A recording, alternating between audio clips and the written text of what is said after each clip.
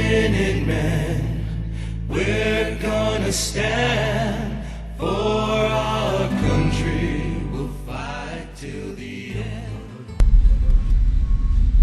Just your everyday average illegal immigrant. Tractor and all. American trained by American contractors. The American dream. Given away. Destroyed.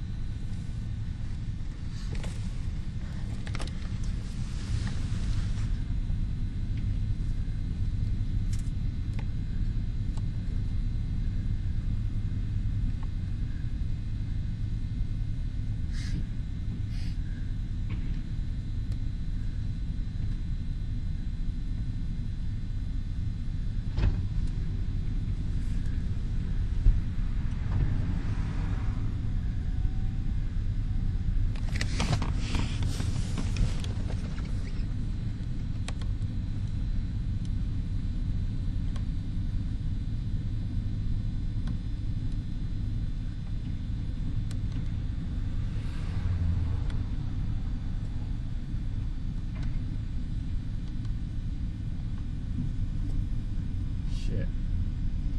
I don't think I can hear him. Are we too far? Shit. I hope he's not talking. It's so quiet I can't hear him. Yeah. He can turn his mic on and then get something. Push on the, when you pop it. Let's go. Back, With my hat. Back part of the door. Push on the back. All right, let's go.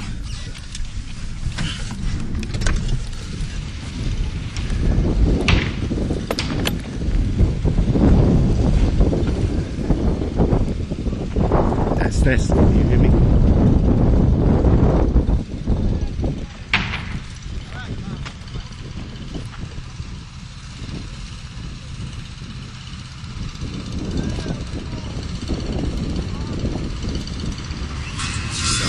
See on the video that there was at least 6, 7 illegal aliens or Mexican nationals working the job site that belonged to me, Ryan Herrera, and Paul Santorbi.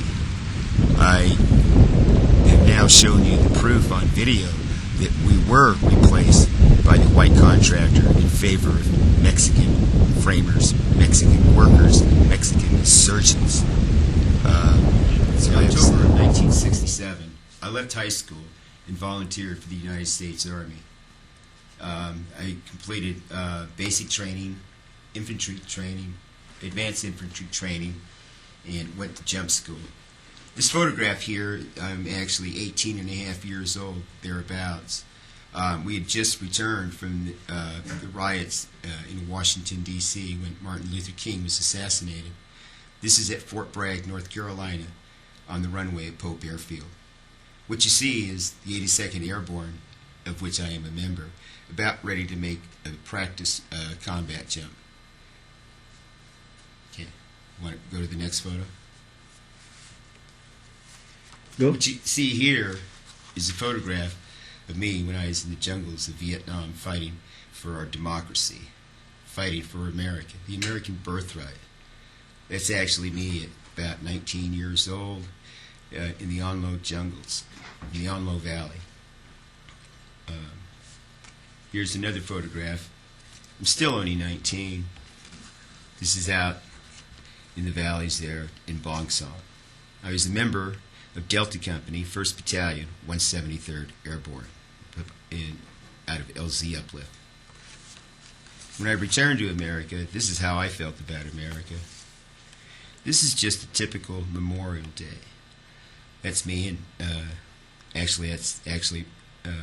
they're my kids at Riverside National Cemetery on Memorial Day. We've always taken flags there and we place them on the graves of the brave soldiers that are buried there that don't have flowers or flags on them.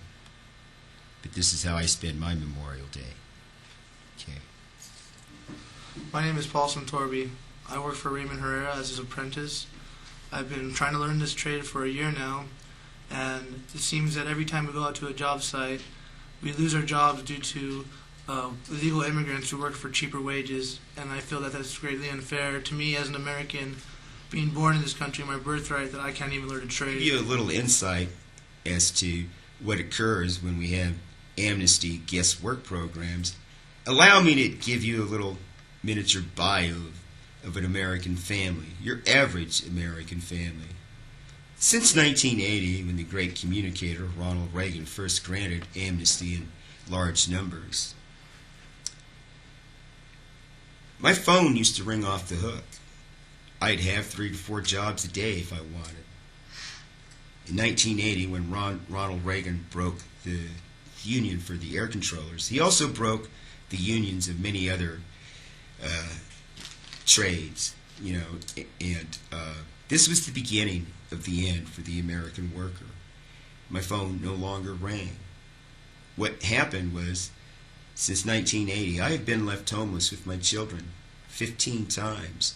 We have slept in vacant driveways, parks, both in the forest, just wherever we could find shelter.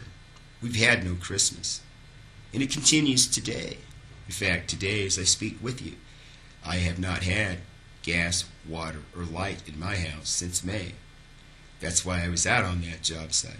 But it seems that America is being held hostage by our political leaders. They want amnesty, guest work programs. They want to give America's bounty to the third world peasants.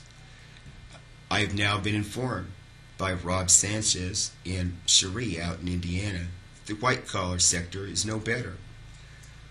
Corporate America is now holding somewhere in the number of 50,000, 500,000.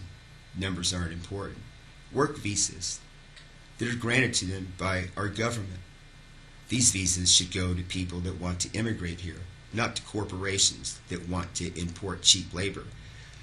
Their options will be, if we can't find an American out of either our trade schools or a college, that they will use these visas and import from India, Canada, China, wherever.